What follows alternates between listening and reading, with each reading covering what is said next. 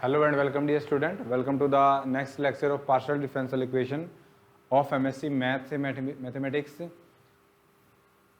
आज हम डिस्कस करेंगे कुछ और आर्टिकल पार्शियल डिफरेंशियल इक्वेशन के and this is the last lecture of unit first. इसके बाद हम स्टार्ट करेंगे नेक्स्ट लेक्चर में unit second for MSc mathematics. ठीक है, तो ये इस यूनिट का लास्ट लेक्चर है और इससे पहले हमने हीट, लैप्लास और वेव इक्वेशन को कार्टेशियन कोऑर्डिनेट में, स्फेरिकल कोऑर्डिनेट में और सिलेंड्रिकल कोऑर्डिनेट में सोल्व करना सीखा था और एक दो आर्टिकल और है वो हमने किए थे। इस वीडियो लेक्चर में जो हम आर्टिकल डिस्कस करने वाले हैं वो भी कुछ मतलब नए नहीं हैं, इसी के कॉरस्पॉन्डिंग जो हम वेरिएबल सेपरेबल मेथड है उसी कॉरस्पॉन्डिंग करेंगे। लेकिन इससे प्रीवियस आर्टिकल में हमने वेलोसिटी और डिस्प्लेसमेंट की बात नहीं करी थी, तो इसमें हम वो भी बात करेंगे। ठीक है, तो बात रही क्वेश्चन को सोल्व करने की आर्टिकल की, तो आर्टिकल को जो मेथड रहेगा सोल्व करने का वो वैसा ही होगा जैसे प्रीवियस हम आर्टिकल्स कर रहे थे। ठीक है, तो अब तुम्हारे पास क्या था, solution of string problem with initial velocity and displacement. अब तुम्हें क्या होगा, इनिशियल वेलोसिटी गिवन होगी, इनिशियल डिस्प्लेसमेंट गिवन होगी, हो सकता है इनिशियल वेलोसिटी तुम्हें 0 गिवन हो, डिस्प्लेसमेंट की कुछ वैल्यू हो या डिस्प्लेसमेंट की वैल्यू 0 हो, वेलोसिटी आपको कुछ दे रखी हो। तो जो स्ट्रिंग प्रॉब्लम है उसको हम गिवन पार्शियल डिफरेंशियल इक्वेशन को कैसे सोल्व करेंगे, बाउंड्री कंडीशन हम कैलकुलेट करेंगे कि बाउंड्री कंडीशन क्या क्या पॉसिबल हो सकती है, वो सब लेक्चर में डिस्कस करने वाले हैं। ठीक है, तो टॉपिक है तुम्हारे पास the solution of string problem with initial velocity and with displacement. तो देखो क्या है, इसको हम दो पार्ट्स में करेंगे। इस टाइप के क्वेश्चंस हैं उनको हम दो पार्ट्स में डिवाइड किया हुआ है। फर्स्ट है consider a string with both initial displacement f of x and initial velocity g of x। जो हम इनिशियल वेलोसिटी हम मान के चले हैं वो हम मान के चले हैं f of x, और जो initial velocity g of x और इनिशियल डिस्प्लेसमेंट तुम्हारे पास क्या है, f of x है। To solve this problem we firstly formulate two separate problem, the first with initial displacement f of x and 0 velocity, और next है तुम्हारे पास and the second with 0 initial displacement 0 है तुम्हारे पास और इनिशियल वेलोसिटी कितनी है, g of x है। इन अर्लियर आर्टिकल जो हम करने वाले हैं, we solve the problem string with 0 initial velocity and with displacement and initial velocity with 0 displacement. तो जो हम अब सोल्व करेंगे क्वेश्चंस उसके हमारे पास दो पार्ट होंगे। ठीक है, तो let y1 xt be the solution of the first problem. First problem क्या है तुम्हारे पास, जब तुम्हारे पास वेलोसिटी इनिशियल वेलोसिटी 0 हो और डिस्प्लेसमेंट 0 ना हो। ठीक है, और दूसरा पार्ट है तुम्हारे पास जब वेलोसिटी 0 ना हो, डिस्प्लेसमेंट 0 हो। तो जब वेलोसिटी तुम्हारे पास अगर डिस्प्लेसमेंट 0 है तो उसके कोरस्पोंडिंग जो सोल्यूशन है वो तुम्हारे पास क्या हुआ है, y1 xt। ठीक है, and y2 xt be the solution of the second problem, और जो टोटल सोल्यूशन है वो इन दोनों का क्या हो जाएगा, sum then y satisfy the wave equation with the boundary condition this. ठीक है, तो सबसे पहले हम करेंगे solution of wave equation for semi infinite and infinite string. ठीक है, इसमें हमारे पास दो आर्टिकल और रहते हैं। वेव इक्वेशन को सोल्व करेंगे सबसे पहले सेमी इनफाइनाइट के लिए और फिर इनफाइनाइट के लिए। हमें पता ही है कि सेमी इनफाइनाइट और जब इनफाइनाइट के लिए करेंगे तो जो मेन डिफरेंस है वो तुम्हारे पास क्या होगा, सिर्फ बाउंड्रीज कंडीशन का होगा, बाकी आर्टिकल सेम रहेगा, सेम पैरेलल वे में चलेगा, उसमें कोई डिफरेंस नहीं होगा। ठीक है, तो फर्स्ट आर्टिकल में हम आते हैं solution of wave equation for semi infinite string. तो अब इसमें तुम्हारे पास क्या है, इसमें तुम्हारे पास है वेव इक्वेशन या wave motion for a semi infinite string. Let us consider an elastic string which is fixed at x is equal to 0 and stretch from 0 to infinity. ठीक है, शुरू में हमारे पास वो जो स्ट्रिंग है वो 0 है, फिर उसके क्या कर लिया हमने, स्ट्रेच कर लिया 0 टू इन्फिनिटी। ठीक है, the boundary value problem for the motion. अब जो तुम्हारे पास पीडी है वो तुम्हारे पास क्या होगी, ये होगी, ये तुम्हारे पास गिवन पीडी होगी, curly square y upon curly t square is equal to a square into curly square y upon curly x square, या फिर आप इसको ऐसे भी लिख सकते हो, curly square y upon curly x square is equal to 1/a square curly square y upon curly t square, या फिर आपको ये बोल सकते हो this is one dimensional wave equation. और जो बाउंड्री कंडीशन है, क्योंकि तुम यहाँ पे सेमी इनफाइनाइट बार लेके चले हो तो इसमें जो x की वैल्यू ग्रेटर देन 0, t की वैल्यू ग्रेटर देन 0 है। तो देखो इसमें सबसे पहले y की वैल्यू 0 है at t is equal to t, और नेक्स्ट है तुम्हारे पास y ऑफ xt। ठीक है, ये तुम्हारे पास डिस्प्लेसमेंट है, ये तुम्हारे पास ये, और ये तुम्हारे पास क्या आ जाएगी, डिस्प्लेसमेंट की derivative with respect to T, वो तुम्हारे पास वेलोसिटी हो जाती है। तो वेलोसिटी आप इसमें क्या लेके चलोगे, जी ऑफ एक्स, ठीक है, जैसा कि उसने बोला था कि जो जी एक्स है तुम्हारे पास वो वेलोसिटी है, और जो डिस्प्लेसमेंट है वो तुम्हारे पास क्या, एफ ऑफ एक्स है। तो here the value of F of X which is a function of X only and the value of G of X which is a function of G X only. जो F है वो तुम्हारे पास displacement है, ठीक है, जहाँ पे शुरू में जो टी की वैल्यू क्या है तुम्हारे पास 0 है, और जो इनिशियल वेलोसिटी आप लेके चले हो वो तुम क्या लेके चले हो, जी एक्स लेके चले हो। तो एफ ऑफ एक्स डिस्प्लेसमेंट और जी ऑफ एक्स है वो वेलोसिटी है यहाँ पे, ठीक है। Hence this is the problem of vibrating string with initial velocity and displacement. So we will separate the problem in 2 parts. हम इसको 2 पार्ट्स में डिवाइड कर देते हैं और दोनों पार्ट के कॉरस्पॉन्डिंग इसको हम सोल्व करेंगे, ठीक है। सोल्व करने का मतलब क्या है, इसमें जो फर्स्ट सोल्व करेंगे उसमें y1 xt आ जाएगा, सेकंड जो पार्ट है इसका उसमें y2 xt सॉल्यूशन आ जाएगा, और इन दोनों का सम कर देंगे तो गिवन प्रॉब्लम है उसका सॉल्यूशन आपके पास आ जाएगा, ठीक है। तो फर्स्ट पार्ट में हम लेके चले हैं 0 इनिशियल वेलोसिटी।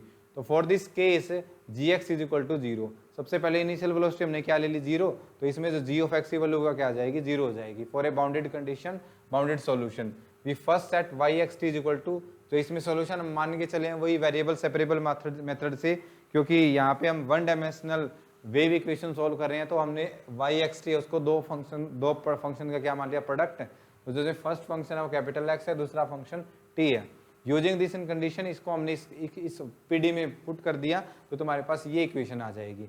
अब देखो दोनों के दोनों इक्वेशन इंडिपेंडेंट है, तो ये किसी कांस्टेंट के इक्वल होंगी, और उस कांस्टेंट को हमने क्या मान लिया, इस कांस्टेंट को हमने लैम्डा मान लिया। तो सबसे पहले इसको इक्वेट करेंगे तो ये कंडीशन आ जाएगी, ये तुम्हारे पास ओडी आ जाएगी, और जब इसको और इसको इक्वेट करेंगे तो तुम्हारे पास ये ओडी आ जाएगी, ठीक है। तो ये 2 ओडी हमारे पास आ जाएगी। एंड द कंडीशन 2 और 4, या फिर इनको हम बाउंड्री कंडीशन भी बोल सकते हैं। जो बाउंड्री कंडीशंस है वो तुम्हारे पास ये हो जाएगी, y ऑफ 0t थी ना, तो इसमें पुट करेंगे तो तुम्हारे पास x 0 इज इक्वल टू 0 आ जाएगा। दूसरी तुम्हारे पास जो वेलोसिटी कॉरस्पॉन्डिंग कर ली y upon curly t x2 is equal to 0 कर ली, x अपन कर ली y upon curly t 0 था, तो वो तुम्हारे पास वहां से क्या हो जाएगा, t डैश 0 0 हो जाएगा। तो ये तुम्हारे पास इन ओडी के कॉरस्पॉन्डिंग बाउंड्री कंडीशन हो जाएगी, ठीक है। Now we will discuss the case. अब हम केस डिस्कस करेंगे। तो केस फर्स्ट तुम्हारे पास क्या है कि जब लैम्डा की वैल्यू तुम्हारे पास क्या हो, 0, और सेकंड केस तुम्हारे पास क्या है, जब लैम्डा की वैल्यू लेस देन 0 हो, और थर्ड केस वो हो जाएगा जब लैम्डा की वैल्यू तुम्हारे पास क्या हो, ग्रेटर देन 0। तो फर्स्ट केस है when lambda is equal to 0। अगर लैम्डा की वैल्यू 0 हो गई, यहाँ से लैम्डा की वैल्यू 0 हो गई, तो जो फर्स्ट तुम्हारे पास जो x में ओडी है वो इसमें चेंज हो जाएगी, और यहाँ से सोल्यूशन ये आ जाएगा ax, ठीक है, और ax आ जाएगा यहाँ से। और यहाँ पे जब हम बाउंड्री कंडीशन लगाएंगे विच इज अनबाउंडेड सोल्यूशन, और हम जो सोल्यूशन फाइंड आउट करते हैं वो हम कौन सा सोल्यूशन फाइंड आउट करते हैं, बाउंडेड सोल्यूशन करते हैं। तो यहाँ से करेंगे which is unbounded solution on the given domain unless a is equal to 0, ठीक है। अनबाउंडेड, अगर a 0 होगा तभी सोल्यूशन क्या हो सकता है, बाउंडेड हो सकता है। और अगर a 0 होगा तो तुम्हारे पास क्या आ जाएगा, x of x is equal to 0, और 0 in terms of 0, and you can get y is equal to 0, और तुम्हारे पास क्या आ जाएगा, ट्रिवियल सोल्यूशन। लेकिन we are finding a non trivial solution, आप एक non trivial solution find out कर रहे हो यहाँ से। तो इस केस में हमारे पास क्या आ जाएगा, सिर्फ ट्रिवियल सोल्यूशन। सेकंड केस हम लेके चलेंगे। सेकंड केस में जो लैम्डा की वैल्यू तुम्हारे पास है वो लेस देन 0 होगी, तो दैट लेस देन 0 होगी तो लैम्डा को हमने किसके इक्वल मान लिया, -p² के इक्वल मान लिया, और p की वैल्यू क्या है, ग्रेटर देन 0 है। तो इस केस में जो ओडी बनेगी वो ये बनेगी, x double dash -p² x is equal to 0। जब इसको सॉल्व करेंगे तो कैपिटल X की वैल्यू ये आ जाएगी। अब इस पे boundary condition x 0 is equal to 0 इसको पुट करेंगे तो जगह a plus B is equal to 0, यहाँ से a की वैल्यू क्या आ जाएगी, -b। यहाँ से पुट करेंगे x of x is equal to this, तो a कॉमन ले लिया। अब ये है तुम्हारे पास, ठीक है, विच इज अनबाउंडेड सोल्यूशन। अब ये सोल्यूशन तो आ गया, लेकिन तुम्हारे पास ये अनबाउंडेड सोल्यूशन हो गया for p greater than 0, unless a क्या हो जाए, 0 हो जाए। a 0 होगा तब ये सोल्यूशन क्या होगा, बाउंडेड होगा। और a 0 होता है x इज इक्वल टू 0, और यहाँ से y को क्या मानना होगा, अपने x of x into t of t। तो यहाँ से भी हमें सिर्फ क्या मिलेगा, ट्रिवियल सॉल्यूशन मिलेगा, ठीक है। और हमें क्या चाहिए, नॉन ट्रिवियल सॉल्यूशन। तो इस केस में भी हमारे पास कुछ नहीं मिला यहाँ पे। नेक्स्ट केस हम डिस्कस करते हैं जब लैम्डा की वैल्यू तुम्हारे पास क्या हो, ग्रेटर देन 0 हो। अगर लैम्डा की वैल्यू ग्रेटर देन 0 होगी तो वो मान ली lambda is equal to p², और p की वैल्यू क्या है, greater than 0, then x double dash plus p। ये ओडी सोल्व करेंगे तो ये आ जाएगा, और यहाँ से बाउंड्री कंडीशन लगाएंगे तो ये आ जाएगा। अगर d 0 हो गया तो तुम्हारे पास क्या आ जाएगा, सिर्फ ट्रिवियल सोल्यूशन आ जाएगा। तो हम क्या चाहते हैं कि t 0 ना हो, ठीक है।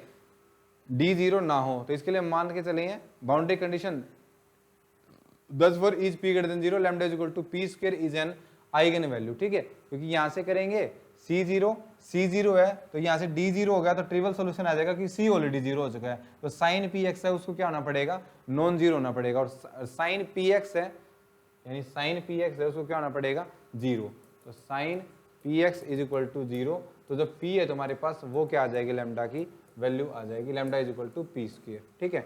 आइगन वैल्यू ये हमने पहले भी सोल्व किया हुआ है, ये तुम्हारे पास क्या आ जाएगा, कोरस्पॉन्डिंग आइगन फंक्शन, ठीक है।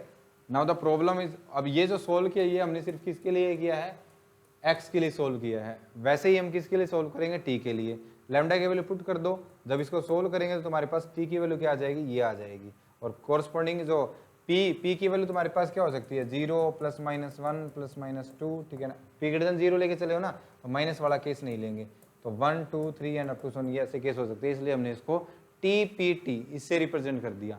अब इसकी वैल्यू आ गई, इसकी वैल्यू आ गई, इन दोनों की वैल्यू उठा के y में पुट कर दो, y हमने क्या माना था, x of x t of t, इसमें पुट कर दो तुम्हारे पास कोरस्पॉन्डिंग सॉल्यूशन आ जाएगा, ओके। तो therefore for this case ypt is equal to this, cp की मल्टीप्लाई dp से करेंगे तो वो जो कांस्टेंट है उसको क्या बोल दिया ap बोल दिया, तो ep is equal to ap into cp using superposition principle, क्योंकि सबसे पहले स्ट्रिंग जीरो थी फिर उसको हमने इन्फिनिटी की तरफ क्या कर दिया, स्विंग कर दिया, तो यहाँ से क्या आ जाएगा, टोटल सॉल्यूशन आ जाएगा। अब यहाँ से तुम्हें ep की वैल्यू चाहिए तो वेलोसिटी वाली कंडीशन है वो यूज कर लो, first condition, also it is given that yx is equal to zero is equal to f of x, वहाँ से ये एक्सप्रेशन क्या हो जाएगा, जीरो, ये फोरियर साइन एक्सपेंशन है तो ep की वैल्यू क्या आ जाएगी, ये आ जाएगी, ओके। और ये है तुम्हारे पास सेकंड केस, ठीक है, ये सेकंड आएगा यहाँ पे, जब तुम्हारे पास जीरो इनिशियल डिस्प्लेसमेंट हो, तो जब जीरो इनिशियल डिस्प्लेसमेंट होगी तो यहाँ से for this case f of x तुम्हारे पास क्या हो जाएगा, जीरो, फॉर बाउंडेड सॉल्यूशन हमने yxt है उसको क्या मान लिया, x of x t of t, दो फंक्शन मान लिए, सेम वैल्यू आ जाएगी, यहाँ से ये आ जाएगा, बाउंड्री कंडीशन ये चेंज हो जाएगी, फिर हम लैम्डा केस चलाएंगे, lambda is equal to zero, corresponding हमें नहीं मिलेगा, फिर लैम्डा को हमने माइनस पी स्क्वायर मान लिया, लेस देन जीरो मान लिया, इसके कॉरस्पॉन्डिंग हमें ट्रिवियल सॉल्यूशन मिलेंगे, फिर ये मान लिया यहाँ पे, तो ये सेम चलेगा as it is, and corresponding जो सोल्यूशन आएगा वो ये आ जाएगा। बस यहाँ पे ये ध्यान रखना कि यहाँ पे हमने यहाँ पे f ऑफ x है वो जीरो लेके चले हैं तो gx के कॉरस्पॉन्डिंग जो कांस्टेंट है उसकी वैल्यू आ जाएगी, and this is the required solution. अब जो ये आर्टिकल था ये तुम्हारे पास था इनफाइनाइट बार के लिए, ठीक है, और सेम आर्टिकल आप कर सकते हो सेमी इनफाइनाइट बार के लिए भी, ठीक है, ओ सॉरी इनफाइनाइट बार के लिए, सेमी इनफाइनाइट के लिए हमने कर दिया। जब इनफाइनाइट बार के लिए करेंगे तो हम देखो, जब सेमी इनफाइनाइट बार के लिए कर रहे थे हम, तो हम साथ में ये लिख रहे थे कि जो x है तुम्हारे पास वो क्या है, ग्रेटर देन जीरो है ना, हम ये लिख रहे थे कि x is greater than zero, t is greater than zero, x is greater than zero, t is greater than zero, ये कंडीशन लेके चलते हैं हम यहाँ पे। लेकिन यहाँ पे देखो जो x की वैल्यू है अब यहाँ पे माइनस इन्फिनिटी से लेके इन्फिनिटी तक हो सकती है, ठीक है, तो जो अब जो पीडी तुम्हें सोल्व करनी है वो अब ये पीडी सोल्व करनी है, ठीक है। और इसमें भी हमारे पास दो केस चलेंगे, सबसे पहला केस होगा जीरो इनिशियल वेलोसिटी, और जो सेकंड केस होगा वो तुम्हारे पास क्या होगा, जीरो इनिशियल डिस्प्लेसमेंट। तो ओडी को सोल्व करना है तो उसमें तो कोई चेंजेस नहीं होंगे, ओडी को सोल्व करने के लिए वैसे ही रहेगा तुम्हारे पास, ये वेरिएबल सेपरेबल मेथड से ही मान लेंगे, फिर दो ओडी आ जाएगी, फिर केस चलेंगे, कॉरस्पॉन्डिंग हमारे पास क्या आ जाएगा, ये सोल्यूशन आ जाएगा, और ये कॉन्स्टेंट्स की वैल्यू आ जाएंगी। फिर सिमिलरली जीरो इनिशियल डिस्प्लेसमेंट आता है उसमें भी हम ऐसे ही लेके चलेंगे कि f of x is equal to zero हो जाएगा, और यहाँ से कांस्टेंट की वैल्यू चेंज हो जाएगी, कांस्टेंट की वैल्यू ये आ जाएगी AP की और BP की। तो इनको आपको याद करना है, समझाने के लिए तो इनमें कुछ भी नहीं है कुछ नया, आप इनको याद कर सकते हो, ठीक है। तो ऐसे आप इनको इजिली हैंडल कर सकते हो, ओके। तो ये कुछ प्रॉब्लम है, एग्जाम में पूछी भी जा सकती है और नहीं भी। तो अगर आपने सारे के सारे आर्टिकल कर लिए हैं, ठीक है, जितने भी आर्टिकल आपके हो चुके हैं, उसके बाद अगर आपको प्रॉब्लम सॉल्व करने का मन हो तो कर लेना, वरना रहने देना, ठीक है। आपको सिर्फ वही आर्टिकल करने हैं जो प्रीवियस ईयर एग्जाम में आपसे पूछे गए हैं, ठीक है, उसके अलावा कोई आपको करने की जरूरत नहीं है, ओके। तो ये दो प्रॉब्लम है, आप इनको इजिली कर सकते हो, ठीक है। Some other problem, the heat equation in an infinite cylinder, ठीक है, क्योंकि हमने अभी तक जितने आर्टिकल करे हैं उसमें इनफाइनाइट सिलेंडर हमने नहीं लिया है, ठीक है। जो हीट इक्वेशन है इनफाइनाइट सिलेंडर के लिए, तो वो कैसे होगी? Suppose we want the temperature distribution in a solid infinitely long, ठीक है। वैसे रियल लाइफ में तो पॉसिबल नहीं है ये चीज, क्योंकि सॉलिड हो और इनफाइनाइटली लॉन्ग हो, ऐसा पॉसिबल नहीं होता। Homogeneous circular cylinder of radius R, और रेडियस तुम्हारे पास उस सिलेंडर की कितनी हो? आर हो, ठीक है। Let the X axis, let the Z axis be along the axis of the cylinder, ठीक है। मतलब जो हम लेके चले हैं, ये तुम्हारे पास देखो ऐसे होता है, ये एक्स वाई और ये जेड, ठीक है। तो सिलेंडर तुम्हारे पास कुछ ऐसे है, मतलब अलोंग क्या है? जेड एक्सिस है, ठीक है। In cylindrical coordinate the heat equation is this, तो हीट इक्वेशन सिलेंड्रिकल कोऑर्डिनेट में ये होती है। We assume that temperature at any point in the cylinder depends only on the time t and the distance r from the set from the z axis, the axis of the cylinder, the mean, ये तो हमारे पास value क्या हो जाएगी? 0 हो जाएगी। And the heat equation become this, तो ये हीट इक्वेशन चेंज होकर किस में हो जाएगी? इसमें हो जाएगी, ठीक है। तो ये हो जाएगी ये, और इसको सोल्व करना हमने पहले सीख लिया था, इसको सोल्व किया था हमने। तो जो v and r theta phi है, यानी हीट इक्वेशन को हमने ऑलरेडी सोल्व किया हुआ है सिलेंड्रिकल कोऑर्डिनेट में, तो ये सोल्यूशन आया था यहाँ से, ये सोल्यूशन आ जाएगा। तो कोरस्पोंडिंग जो सोल्यूशन है वो इसको हम ऐसे लिख सकते हैं। तो ये क्या आ जाएगा? इसका सॉल्यूशन। तो एक ये भी प्रॉब्लम है, इनको भी आप कर सकते हो, ये सेम आर्टिकल पे होगी जैसे हमने सोल्व किया था। तो यहाँ पे जो यूनिट फर्स्ट है उसका क्या हो जाता है? दी एंड, ठीक है, लिख देते हैं। जो यूनिट फर्स्ट है उसका यहाँ पे हो गया दी एंड। फर्स्ट यूनिट यहाँ पे क्या हो जाती है? कंप्लीट, ठीक है। तो फर्स्ट यूनिट सेकेंड यूनिट से, थर्ड यूनिट से और फोर्थ यूनिट से अगर देखी जाए तो सबसे आसान है as compare to second, third and fourth. First unit सबसे आसान है। अगर आप फर्स्ट यूनिट प्रिपेयर कर लेते हो तो 2 आर्टिकल करना कोई मुश्किल बात नहीं है, ठीक है। थोड़ी सी लेंथी, हाँ थोड़ी, अगर बात करें सेकेंड, थर्ड और फोर्थ के कंपैरिजन में, तो फर्स्ट यूनिट थोड़ी सी लेंथी है। लेकिन मैंने पहले भी बताया हुआ है लेक्चर्स में कि आपको इसमें आर्टिकल तो सिर्फ एक ही सोल्व करने हैं, 2 सोल्व करने हैं, 3 सोल्व करनी है। उसके बाद तो आपको जस्ट आर्टिकल में बाउंड्री कंडीशन है वो याद रखने की, बाउंड्री कंडीशन क्या है, सेमी इनफाइनाइट बार के लिए दिया है, इनफाइनाइट बार के लिए दिया है, वो तो आप इजीली कर सकते हो, उसमें तो कोई प्रॉब्लम नहीं है। लेकिन जो सेकंड यूनिट होगी, थर्ड, जैसे लैप्लास इक्वेशन सॉल्व करनी है, हीट इक्वेशन सॉल्व करनी है, नेक्स्ट में वेव इक्वेशन, वो थोड़े से कंस्ट्रक्टिव और टेक्निकल है, ठीक है। तो मतलब उनको आपको याद करना थोड़ा मुश्किल होगा as compare to unit first. Second बात ये हो सकती है कि जो फर्स्ट यूनिट के आर्टिकल है, ये कुछ ही प्रॉब्लम ये तुम पहले भी करके आ चुके हो, जो ग्रेजुएशन में पहले भी कर चुके हैं, लेकिन as compare to second unit, third unit and fourth unit कुछ आर्टिकल ऐसे होंगे जो आपको समझ में नहीं आएंगे। मतलब पता है उनमें थ्योरम कैसी होगी, कुछ थ्योरम, मतलब सारी तो नहीं, लेकिन कुछ थ्योरम ऐसी होगी, consider this, consider this, consider this, और आर्टिकल है वो भी डिफरेंट डिफरेंट होंगे। तो उनको याद करने में तुम्हें प्रॉब्लम होगी, ठीक है। आप याद कर लो, कितने आर्टिकल याद कर सकते, 2 कर लोगे, 3 कर लोगे, तो जब उनको करोगे आप तो तुम्हें ये प्रॉब्लम आएगी कि आर्टिकल सारे के सारे याद करने मुश्किल हो जाएंगे। और आपको एग्जाम में कोई भी 4 क्वेश्चंस करने की छूट मिली हुई है, तो आप फर्स्ट यूनिट से 2 क्वेश्चन अटेम्प्ट जरूर करना, ठीक है। फर्स्ट यूनिट से 2 क्वेश्चन आप करोगे, आप इजीली अटेम्प्ट कर सकते हो। देखो एग्जाम में तुम्हें, अगर एग्जाम में तुम 1 यूनिट भी कर लेते हो ना, 1 यूनिट करने से ही तुम्हारे पास 2 क्वेश्चन हो जाएंगे, ठीक है, और 1 क्वेश्चन है वो हाफ हो जाएगा। मतलब जो कंपलसरी क्वेश्चन है वो करना जरूरी है, तो वहां से आप 3 या 4 पार्ट तो अटेम्प्ट कर सकते हो, ठीक है। तो आप ऐसे करोगे तो आप कम से कम 40 to 45 या 50 का, मतलब 1 यूनिट से आप इतना पेपर अटेम्प्ट कर सकते हो। तो अगर आपको सिर्फ एग्जाम में, एमएससी डिस्टेंस में या रेगुलर में सिर्फ अगर आपको पासिंग मार्क्स चाहिए, सिर्फ आपको पास होना है, तो आप सिर्फ 1 यूनिट करके चले जाओ अच्छे से, और 1 यूनिट भी सिलेक्टिव करके चले जाओ, वहां से आप इजीली पास हो सकते हो, कोई दिक्कत नहीं है। अगर आपको टॉप करना है तो आप ऐसे करो, 2 यूनिट कर लो कोई भी, लेकिन उनको अच्छे से कर लो 2 यूनिट को, चाहे आप थर्ड फोर्थ कर लो, फर्स्ट सेकंड कर लो, थर्ड फोर्थ कर लो, ठीक है, सेकंड थर्ड कर लो, कोई दिक्कत नहीं है, लेकिन उनको आप अच्छे से कर लो। वहां से ना आपको आपके पास ना जो कंपलसरी क्वेश्चन है उसके कुछ पार्ट्स होंगे, और क्योंकि डिस्टेंस में तो ऐसा होता है कि जो पार्ट्स होते हैं उनमें भी आपको कोई 10 करने होते हैं। तो अगर आप सिर्फ 2 यूनिट कर लोगे तो आप पूरा का पूरा जो 80 मार्क्स का जो पेपर है वो इजीली कवर कर सकते हो, ठीक है।